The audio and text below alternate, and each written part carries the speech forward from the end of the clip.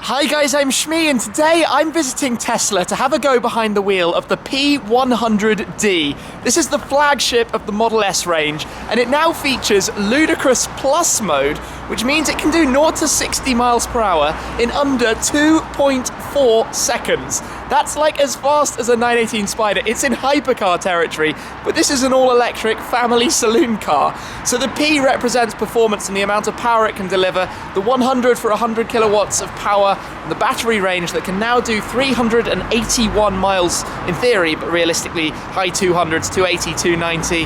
And then the D for dual motor. It's got a motor at the front and at the back for a total of equivalent to 611 PS, but it also has just shy of 1,000 Newton meters of torque, 967 Newton meters. So basically, it's moderately rapid. Now this is the sort of the new fascia look, the facelift of the car, you could say, with the new style. There's actually a car just here I can show you with the older design. But now they've sort of closed up the front and made it more of a sort of smooth shape around. Now I know a lot of people out there are very familiar with Teslas, but they're still pretty new over here in the UK and Europe, so I'm learning a lot about them and how they work and how the infrastructure is growing. And I've only once ever driven one before, which was a P85D when that came out a couple of years ago. So I've been having a little tour, understanding what's going on. The car's currently parked here, connected up to the supercharger, which gives it about 50% of its power in 20 minutes, or a full charge in an hour and 10. So it's basically nearly fully charged. This car's a very nice dark blue, but running on the smaller wheels. You can get it with larger wheels as well. I've got the key in my pocket. Now you might already be familiar with lots of how this works, but here's the key with a little rubber pouch around it. You literally pop that in your pocket, walk up to the car, and the handle opens itself, and then you open it. Obviously, right-hand drive car, so I'm standing on the wrong side, but you can have a quick glance. You might know a fair bit about this already, but I'm going to show you through some of the tech. You can see 25 minutes remaining to full charge, 277 miles, which is more than enough for what I'm going to use it for now. But you might have seen all of this before, but nonetheless, nice to have a quick look. When I get back, I'll show you through all the sort of software side of this and how it all works. But basically, I think one of the interesting questions to me is the future of these kind of electric vehicles and where all of this is going, and whether I would ever see myself in something like this, and where it's all going to get to. So I'm going to jump in, take it out, like I said, for a little drive, talk a little bit about what it's like out on the road, show you some of the features, then come back and press some of the buttons, because there are some really cool things in here that Tesla have done in the P100D. So let's jump in, take it out. There's no engine noise to show you, so I can't start it up, but let's get in. First things first, let's disconnect the charger. So you press the button, it clicks and releases, and you can stow that back in there nice and easily, and I guess you just close the flap. Yep, there we go, that shuts up. Then we'll come around, use these door handles, which are all sort of touch, and then they just pull out a kind of tiny notch as you grab it. And we sit inside, and we're greeted basically by displays everywhere. And to start, you literally just press the brake, and then the car's turned on and ready to go. And beeping at me because my seatbelt isn't on. I can fix that fairly easily. So there's a lot of tech in here. All your sort of autonomous driving capabilities are built in, but not enabled yet in the UK. I'm going to go through all of this when we return, but it's literally into drive, and away we go. So this is a bit of an exploratory game for me. It has vehicle hold. To release vehicle hold, press brake pedal. So press the brake, then it's rolling and creeps. Okay, away we go, silently does it. It really is the most bizarre sensation. If you're not used to driving an electric car, and you start just rolling out like this, and all you hear is the eerie sound of silence, it takes a while for your brain to calibrate what's going on, especially I imagine when I get to trying out the rather aggressive launching kind of capabilities of the car a little bit later on. Busy road here right now. They've got new seats in here. These are a new seat design in line with the Model X. I'm hopefully going to drive the Model X at some point in the not too distant future. But another thing, actually going over that bump, that I really like about the Teslas that I talked about in my previous video, is it basically remembers where you've manually set the suspension lift and down. So when you go back to that same location again, it does it automatically and you don't need to. So let's say you have an annoying incline into your garage at home that you need to get over, or a bump or something near your home. If you're regularly going up and down there, it knows, and then it does it for you completely automatically, and you don't need to. Another cool thing is the way the technology updates over the air. So every Tesla everywhere has a full built-in sort of data SIM card and access to the internet, which means you get these over-the-air downloads. And this car has an update now that gives it the sort of lane steering capabilities and advanced sort of collision recognition that it didn't have before. So there's a whole lot of this kind of stuff that's coming in.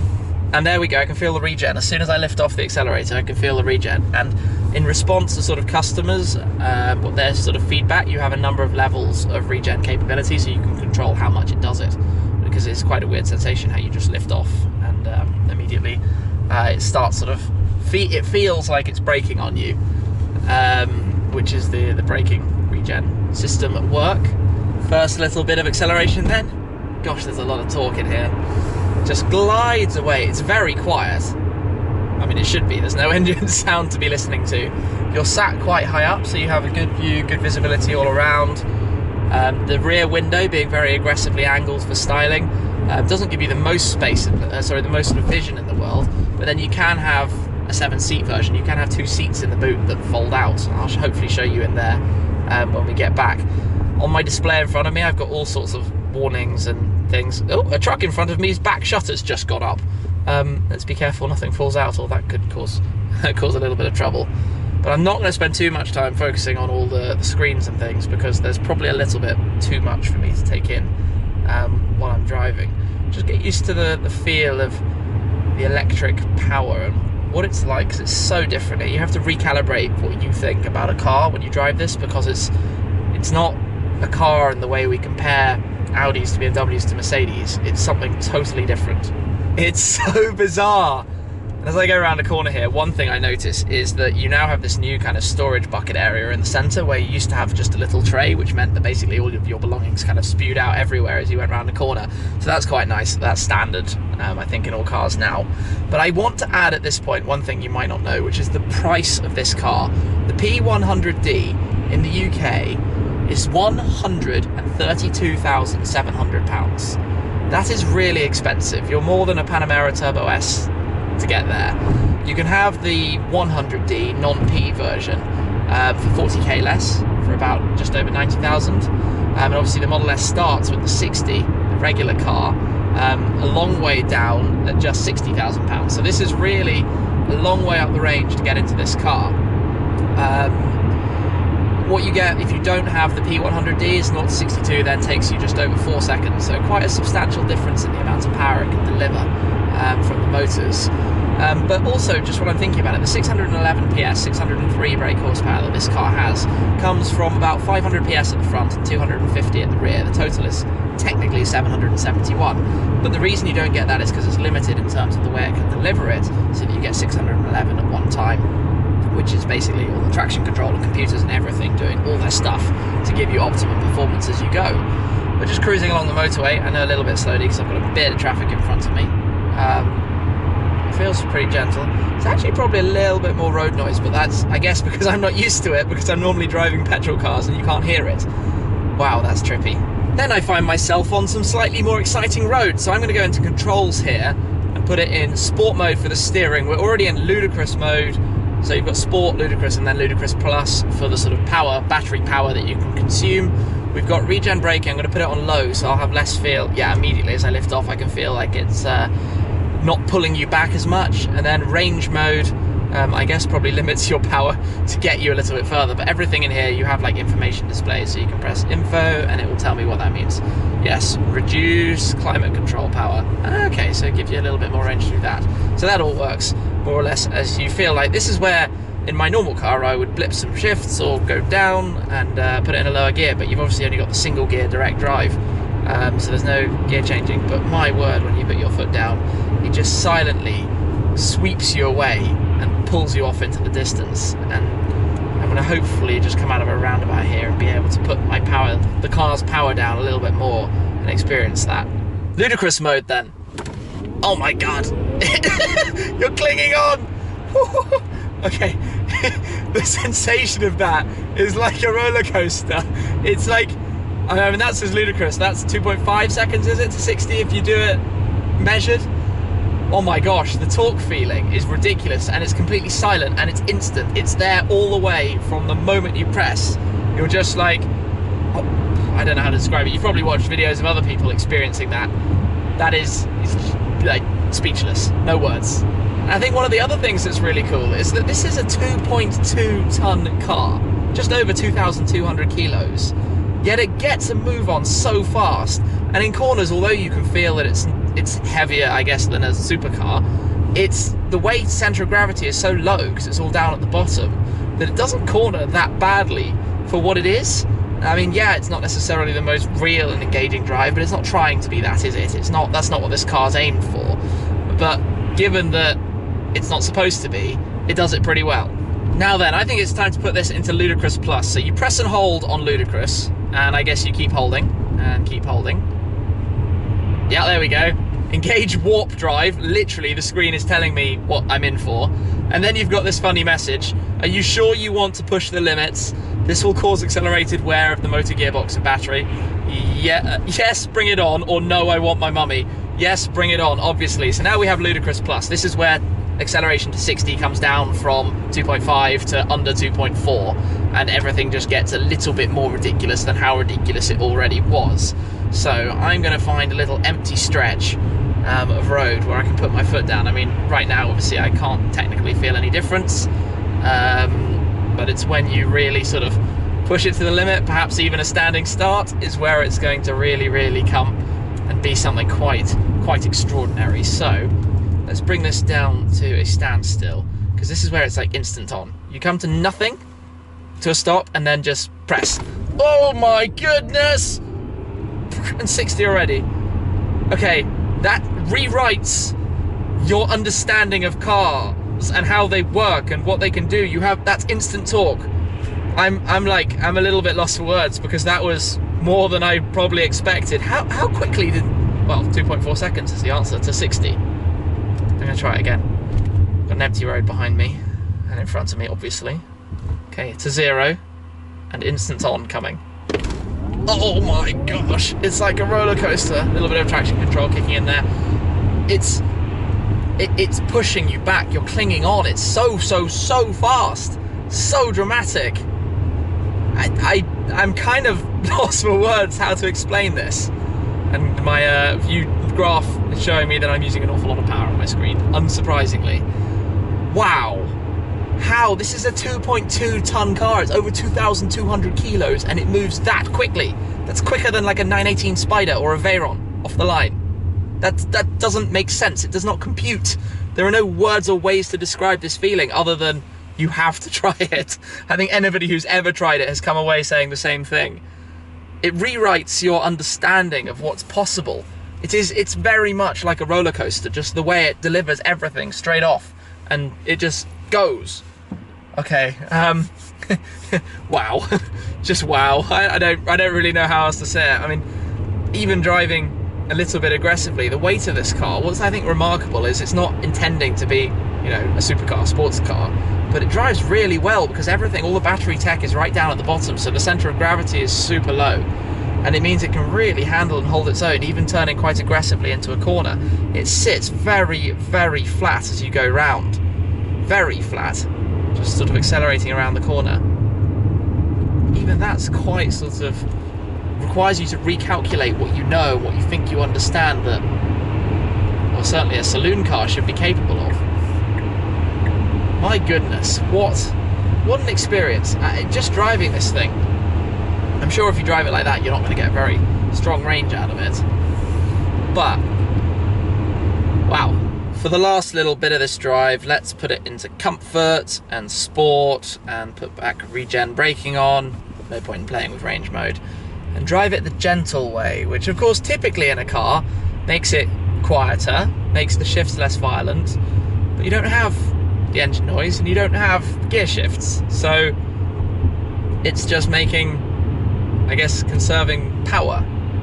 It's a strange concept. Everything you have to relearn. It's like starting from the beginning all over again. But I mean, just driving this, the steering feels, I guess, you know, you've got a little bit of wobble room, which makes it more comfortable long distance. And then in America, oh, there's the regen, pulling it back to a standstill. In America, You have all of this sort of autonomous stuff. Well, in California, I guess it varies state by state, but this car has all the tech to drive itself. So I wouldn't need to drive it around this roundabout, it could do it. And this actual car has that, it's just not enabled because UK and EU laws don't allow that yet. So it's got all the sensors, it's got all the adaptive sort of cruise control, it can follow the car in front, you can move it between lanes. I guess you just indicate and it will automatically then move itself from one lane to the next, safely, with blind spot monitoring, with the ability to check everything. Gosh, the regen braking is really strange. I don't like it that much. I can see the, obviously, reasons for it. You're conserving battery power and that means less time being plugged in and a longer range, but it's a little bit funny for me. But wow, I'm going to take this back. It's been quite a drive.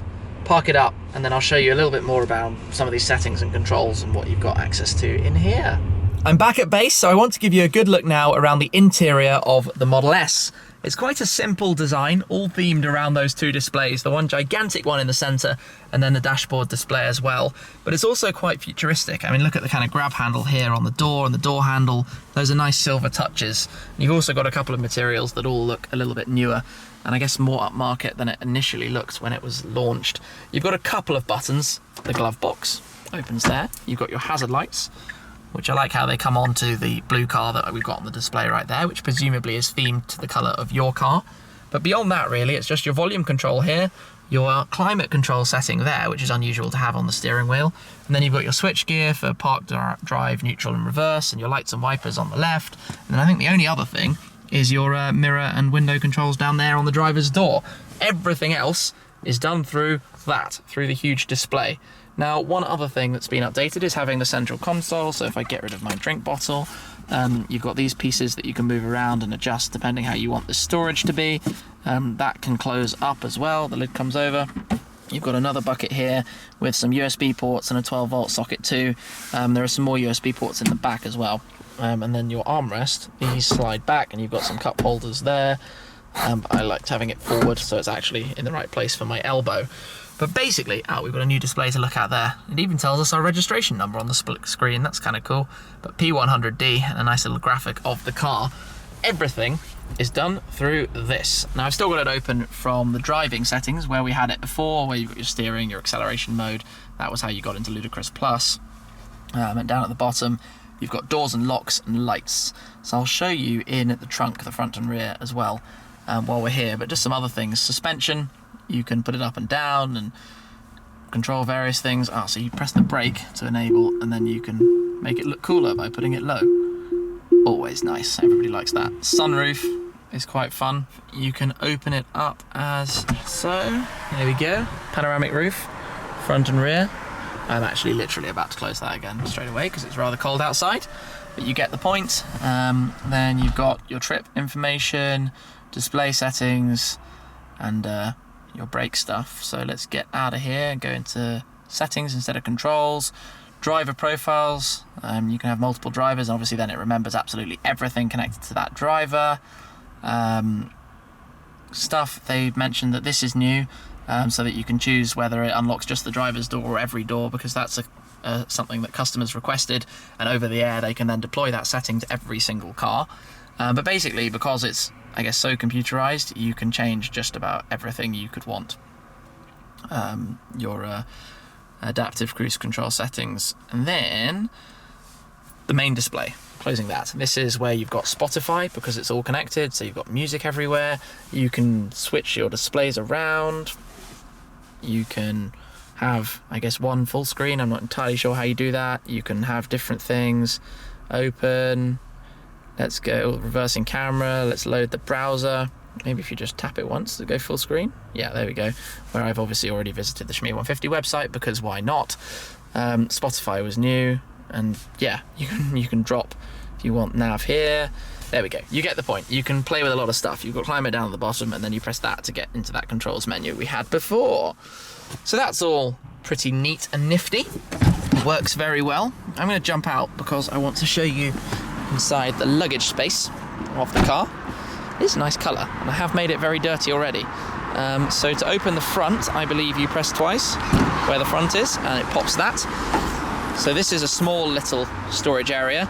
If you didn't have the D model, you would have more space here because obviously that is the dual motor, the D for dual motor. To get us the extra power sits back there, so you lose that space. Let's close that down, give it a good press to latch it, and head to the rear boot. Double press to open it. This time we've got a motorized hatch, but inside here is actually an awful lot of storage space, and you can fold back the luggage cover and you can see quite how much you can get in. Then down at the bottom, you've got even more down there with a charge cable at the moment, but if you had the rear seats, that's basically where they're stored, and they fold out. So you can press either the button up there to close it, or you can again close it from the key, which just feels like a bit more fun. P100D. The color is really nice, and Ludicrous Plus Mode in here has basically recalibrated my understanding of fast off the line.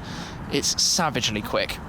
But I'm going to come around actually, and the car's locked itself because I've walked away, and plug in the supercharger. After all, that would be a reasonable thing to do. Press and do that, take that off, and plug it in. Is that it? Have I done it all? Click, locked, wonderful.